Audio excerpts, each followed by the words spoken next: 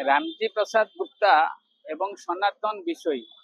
Ramji Prasad Gupta ji agent सनातन विषय है शिक्षक नेता ए दुई जन को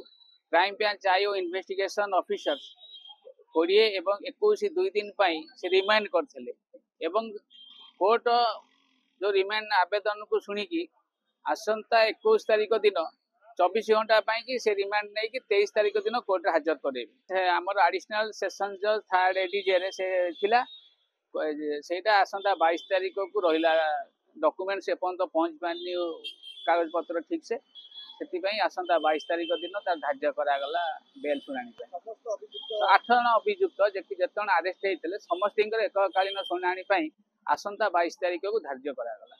ता मध्यरु जणे किए जो टाइम पिटिशन देइथले कोर्ट समस्त शुणिले शुणला पर आसंता 22 तारीख को धार्य करागला पुनर्बार शुणाणी।